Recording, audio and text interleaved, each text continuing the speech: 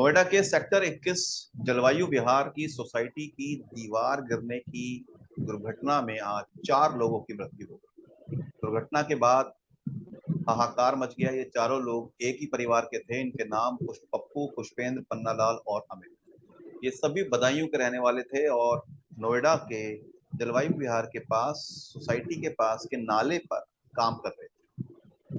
हादसे पर मुख्यमंत्री योगी आदित्यनाथ ने शोक जताया और वरिष्ठ अधिकारियों को मौके पर पहुंचकर तत्काल राहत कार्य संचालित करने के निर्देश दिए। घटना के बाद भाजपा सांसद डॉक्टर महेश शर्मा भी पहुंचे, लेकिन भाजपा के विधायक पंकज सिंह शहर में मौजूद नहीं थे। उन्होंने दूर से ही व्हाट्सएप और ट्विटर पे अपनी संवेदनाएं दे दी और उनकी खास सबसे निकटतम प्रतिद्वंदी पंकुड़ी पाठक भी घटना पर पहुंचने के लिए मौजूद नहीं थी। हालांकि कांग्रेस की ओर से जिला अध्यक्ष राम कुमार तंवर घटनास्थल पर पहुंचे। उन्होंने घटना की जिम्मेदार लोगों की गिरफ्तारी और उनके मृतक लोगों के लिए मुआवजे की मांग। लेकिन इस घटना ने अधिकारियों और काम करने के तरीकों पर कई सवाल खड़े कर दिए हैं।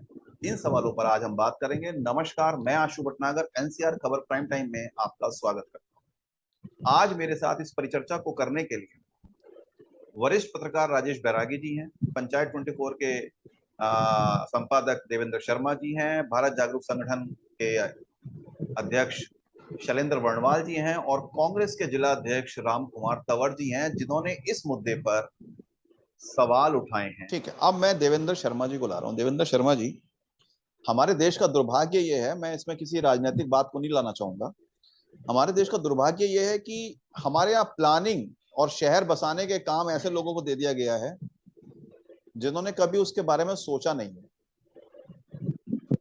हमने इस बारिश में बेंगलोर में अच्छे भले पॉश एरिया के अंदर नाव चलती देख ली है। अगर मैंने 4 दिन पहले लिखा था कि भगवान अगर तुम ऐसी बारिश यहां भी कर दो दिल्ली एनसीआर में, तो कम से कम ये नाले साफ तो हो जाएंगे जिनके अंदर गाद गिरी हुई है, क्योंकि इन लोगों से नहीं होगी। अगर भगवान बारिश कर देते तो ये नाला अपने आप साफ हो जाता या दीवार गिर जाती, कम से कम ये मजदूर नहीं गिरते। ये जो प्लानिंग का जो सबसे बड़ा जो हमारी ये अर्बन प्लानिंग है और जो ये अधिकारी हैं, इन पे कब हम बात करना शुरू करेंगे? ठेकेदार को मुकदमा कर दो, बाकी चीज कर दो, किसी को तो बलि का बकरा बनाएंगे, मगर जो असली कल्प्रिट है प्लानिंग इंजीनियर, वहां प्रोजेक्ट इंजीनियर ने देखा होगा ना, जब नाले की सफाई के लिए बात चल रही होगी, मेंटेनेंस के लिए बात चल रही होगी, 92 लाख का टेंडर है, तो उससे पहले रिपोर्ट गई होगी कि ये दीवार भी कमजोर है। अगर नाला साफ होगा तो दीवार गिरेगी, या पहले दीवार बनवाई जाए तब नाला बनेगा, या दीवार तोड़ के नाला बनाया जाए। ऐसी कोई बात, ये सब बातें क्यों नहीं होती हमारे यहाँ?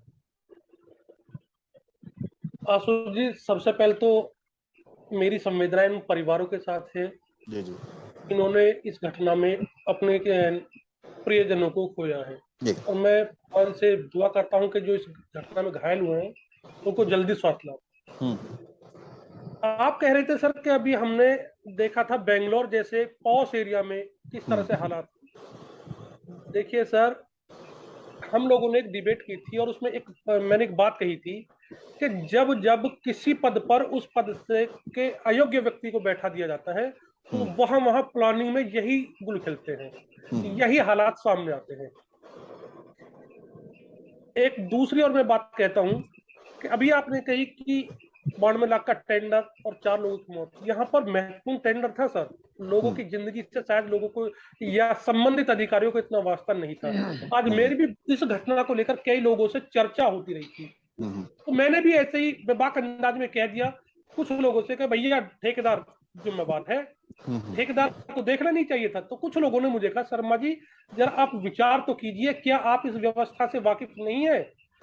जब कोई टेंडर होता है तो एक चेन होती है सुपर से लेकर लोअर तक, और टेंडर होने के बाद किस तरह से कमीशन खोरी होती है, क्या होता है, और अगर ठेकेदार उन शर्तों को न माने तो 6-6 महीने तक उसके पेमेंट नहीं होती है। तो सीधी बात है, यहाँ पर मुनाफा ठेकेदार देखेगा, ठेकेदार को ये भी पता होगा कि जहाँ जोखिम में तुम अपने मजदूरों को उतार रहे हो या जो सुपरवाइजर है वो उतार रहे हैं, वहां उनकी जिंदगी को खतरा है। लेकिन यहाँ जिंदगी और मुनाफे में ठेकेदार ने या संबंधित अधिकारी ने या जो वहां ऑब्जर्वर खड़े थे उन्होंने मुनाफे को चुना। सर लेबर है, लेबर तो बेचारे को क्या पता, उनको तो हमेशा रिस्क से लेकर के काम करना होता है, वो काम उन्होंने यहाँ भी किया। ऐसा थोड़ी है कि यदि ठेकेदार या ऑब्जर्वर अथॉरिटी यहाँ पर उनको सुरक्षित गार्ड दे देती, तो उनकी व्यवस्था इस तरह की करती कि ऐसा हादसा ना हो, वो मना थोड़ी करते कि इस व्यवस्था में काम नहीं करेंगे। वो तो कहते हैं कि अभी ये सारे उपकरण हमें दीजिए, लेकिन उनकी बेचारों की मजबूरी है, क्योंकि 2 वक्त की रोटी के लिए उन्हें तो पैसे चाहिए और पैसे के लिए उन्हें वो खतरा मोल लेना पड़ा। दूसरी बात ये है सर कि कहते हैं कि व्यक्ति दूसरों की गलतियों से भी सीखता है। रक्षाबंधन पे, बीते रक्षाबंधन पे ग्रेटर नोएडा में बिल्कुल यही हादसा हुआ। बरसात से पहले ग्रेटर नोएडा प्राधिकरण ने नालों में भरी सिल्ट को साफ करने के लिए मजदूर लगा करके ठेकेदार को ठेका दे दिया और उसको सफाई कराने लगे। सफाई करा रहे थे, नाले के ऊपर जो स्लेब पड़ी हुई थी बिल्कुल जर्जर हालत में थी, और 6 फुट 7 फुट या 10 फुट गहरे नाले में उतर करके मजदूर सफाई कर रहे थे। उनके ऊपर वो सिल्ट पूरी स्लेब लेंटर टूट के गिर गया, 2 की मौत हो गई थी इसमें। तो इस बात को तो मैं कहूंगा, इसको मौत या हादसा ना कहा जाए, इसको 304 जो कानून धारा है, गैर इरादतन हत्या, तो ये बिल्कुल नहीं 304 ही लगी है, लेकिन 304 लगी है ठेकेदार पे। मैं कहता हूँ उसमें देखिए सर, इस चेन में हायर से लेकर लोअर तक दोषी है, तो इसमें सेलेक्टिव अप्रोच ना लगी जाए।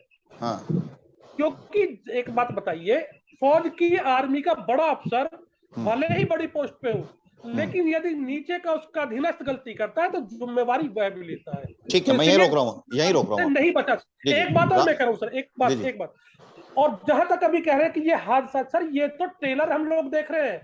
इस तरह की नोएडा, ग्रेटर नोएडा में तो कितनी ही दीवारें खड़ी हैं। आप देखिए, हर सेक्टर से लगा एक गांव है, और गांव के लिए ना कोई प्लान है ना कुछ है।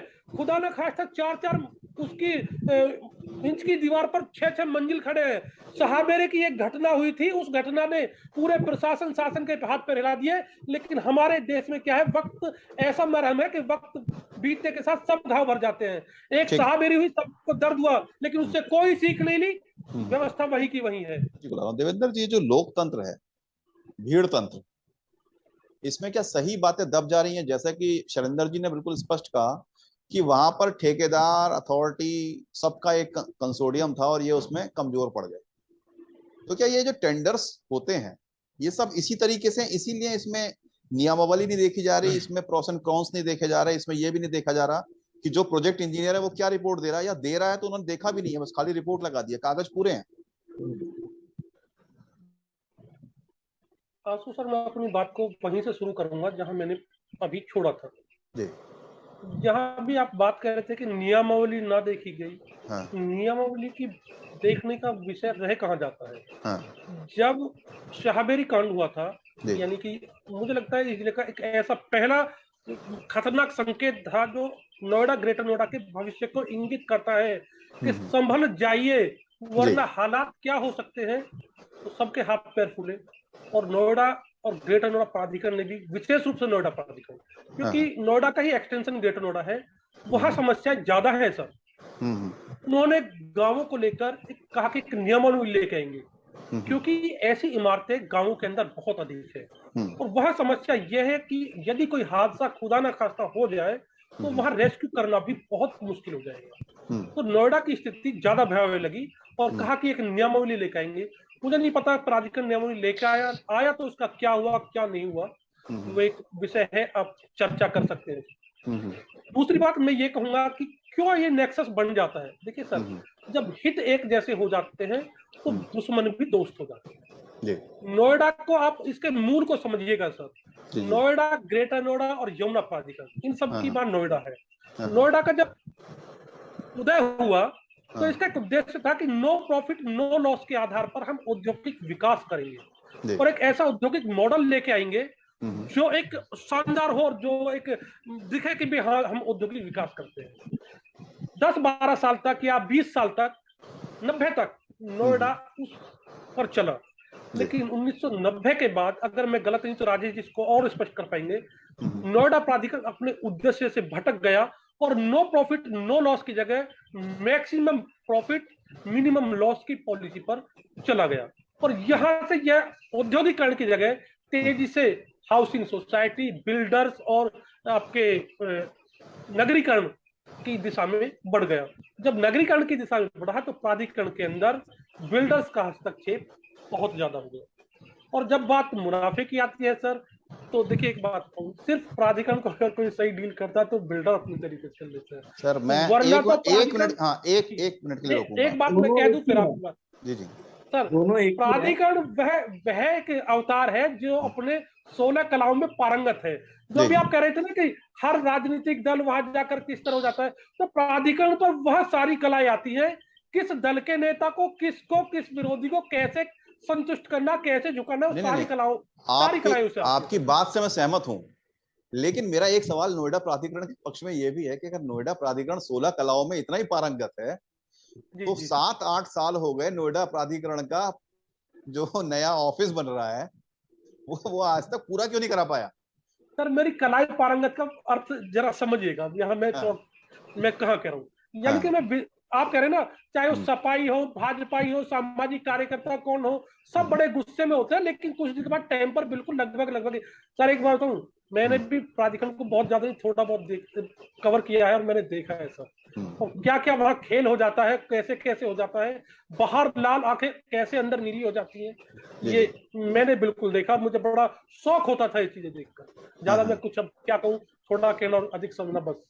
जी मैं देवेंद्र शर्मा जी, शर्मा जी 30 सेकंड के अंदर इसको क्लोज कीजिए प्लीज, कि आखिर अब समाधान कैसे हो, ये जो संवेदनशीलता की जो कमी है इसको कैसे खत्म करें अथॉरिटी के अंदर? देखिए सर, मैं इसको कंक्लूड इस तरह करूंगा कि हम लोग एक ऐसे दौर में प्रवेश कर चुके हैं जहां हमारी संवेदनाएं भी चेहरा देख करके आती है। जी यहाँ 4 मजदूर मरे हैं, ये देखिएगा, एक सप्ताह अगर मुद्दा बना तो बड़ी चीज है, वरना मुद्दा ही खत्म होगा।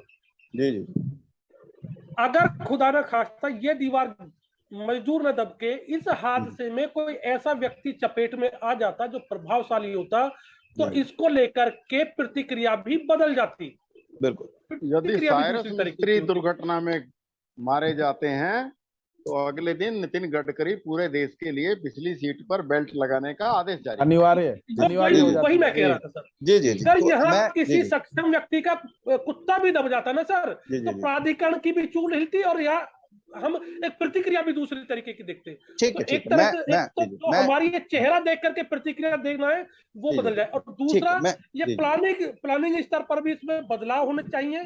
प्राधिकरण नगरीय विकास और औद्योगिकरण को लेकर इतने बड़े काम को हाथ में लेकर मुझे लगता है कि अब प्राधिकरण उस सक्षम स्थिति में नहीं है कि नगरीय विकास भी देख पाए, वह गांवों का भी विकास देख पाए और वह मेंटेनेंस भी देख पाए और औद्योगिकरण को भी वो साथ चल सके। मैं इसको यहीं रोकते जी, मैं आज इस परिचर्चा को यहीं रोक रहा हूँ क्योंकि समय खत्म हो रहा है, इसलिए मुझे मजबूरी में रोकना पड़ रहा है।